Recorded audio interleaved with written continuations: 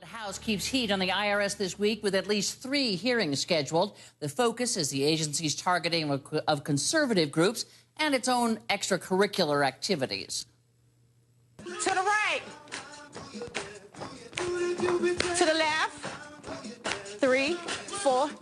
It's so challenging to teach them, even though the lyrics are the directions to the dance. My goodness. To the left.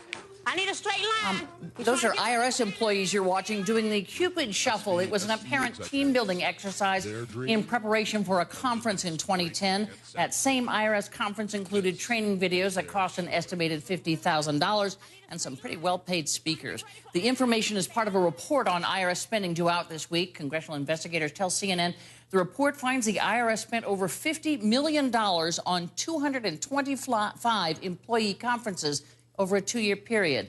The man at the helm of the Thursday hearing looking at excessive spending, Darrell, Issa, joins me now. Congressman, thanks for joining me. One of those speakers, by the way, taught or gave a presentation of leadership through arts, $17,000.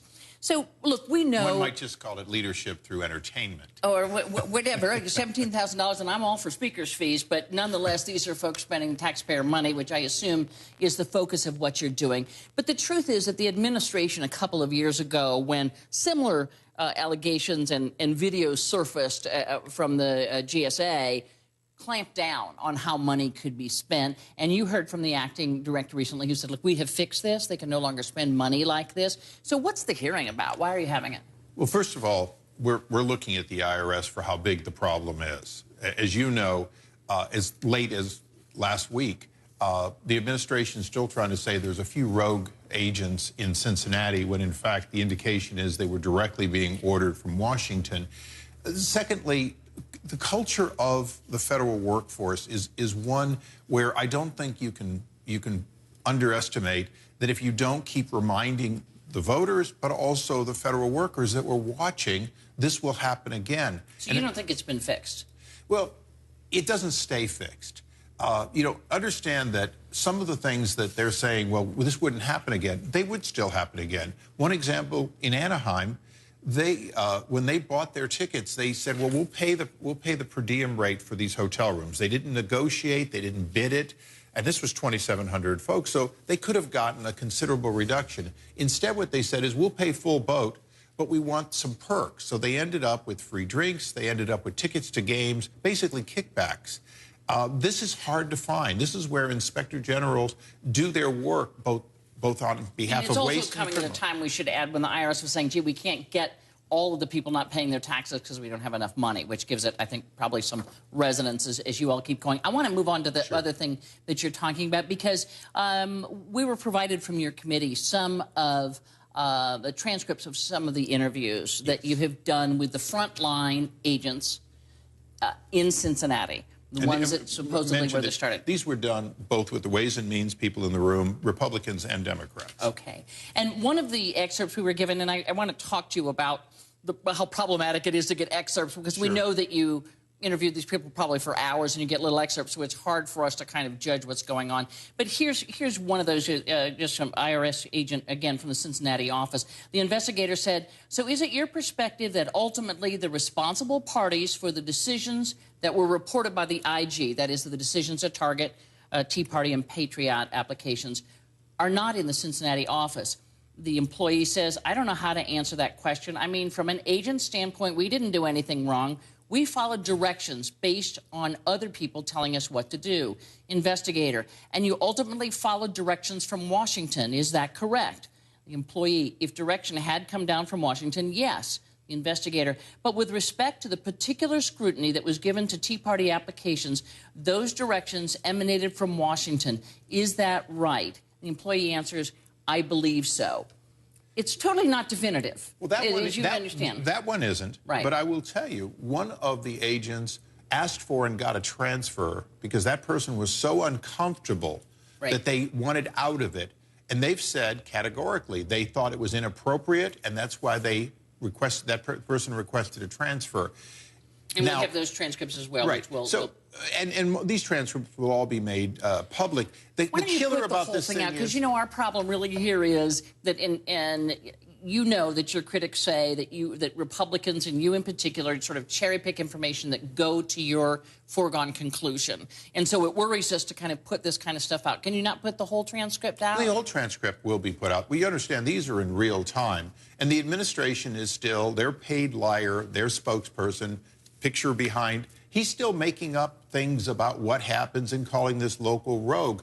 There's no indication. The reason that Lois Lerner tried to take the fifth is not because there's a rogue in Cincinnati. It's because this is a problem that was coordinated in all likelihood right out of Washington headquarters, and we're getting to proving it. We have 18 more transcribed interviews but as to do. yet, you don't have that direct link. You have the frontline agents going, yeah, I mean, we figured it was from Washington, or I believe it was, but as yet, you don't have that definitive, yeah, this guy called me and said, people, go look for Tea Party and Patriot applications. The president's spokesperson is saying whatever is convenient at the time, and the story changes.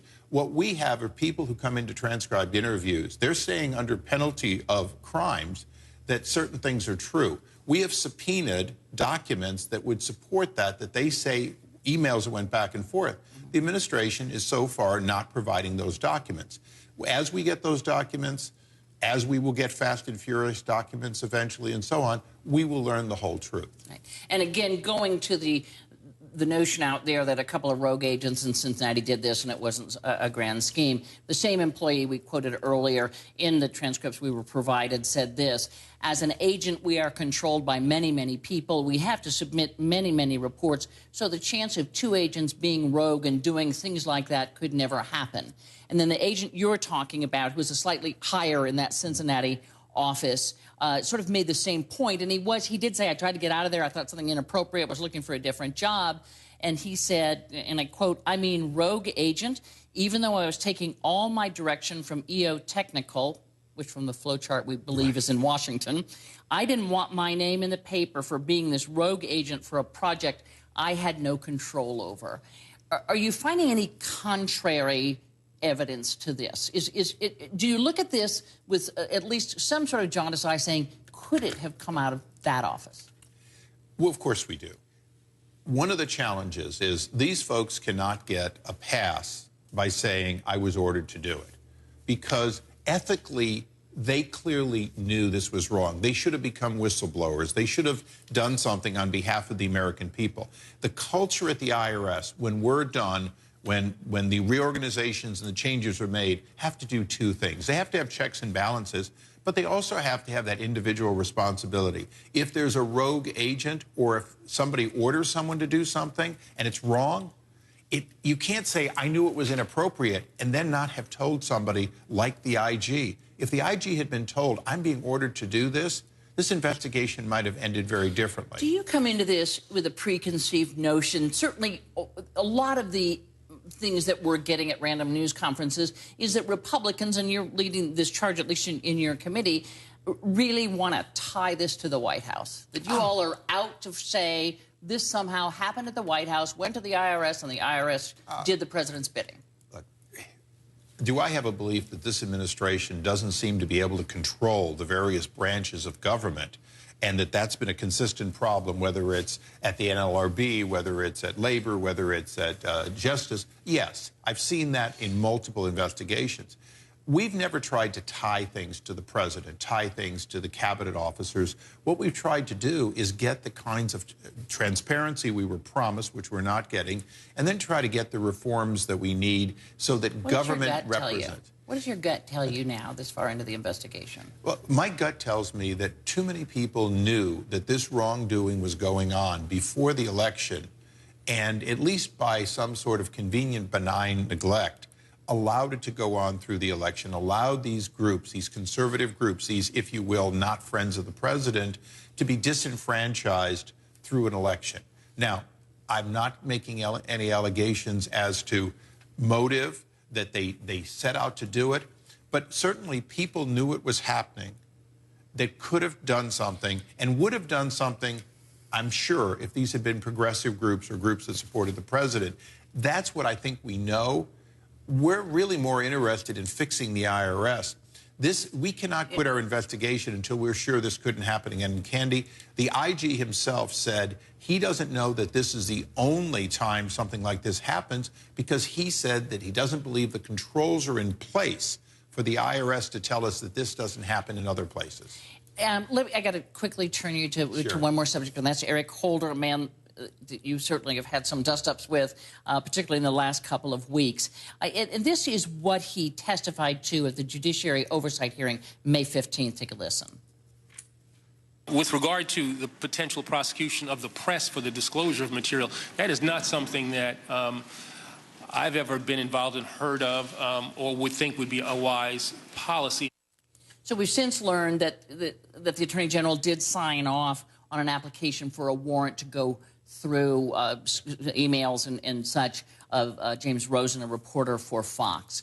Do you think that the Attorney General lied under oath to Congress? Well, he certainly could have been more candid if he remembered, and he should have remembered. This is one of those... kind of a no, you don't think he lied intentionally? This Attorney General maliciously covered up and will not give us the facts as to when Congress was lied to in the Fast and Furious case. He got the president to claim a privilege that doesn't exist. We're in court. So now when he does something similar, tries to cover up his tracks potentially as to a warrant he signed, am I surprised? No. This is somebody who should have given us the truth in the ATF Fast and Furious situation. Instead, he's using the court to slow down that process. But in the present, in this particular case of James Rosen and the application for a warrant before a judge and what he said to Congress, do you feel that was a lie, or he just, you know... It would be kind to say he misled Congress. It would be less kind and more accurate to say that would rise to be a lie by most people's standards. By the American people's standard, you don't sign a warrant and then pretend you wouldn't know about it, it wouldn't come to you. You know, one of the things about perjury, this is the Attorney General. Don't use perjury lightly. Perjury is a criminal charge that has to be proven. But certainly, it's hard to have confidence in what this Attorney General says or his people say when so often it turns out not to be true. Think he should resign, yes or no? That's up to the president. Chairman Darrell, I say thank you for coming by. You need to do it again. There's a lot to talk about. Thank you.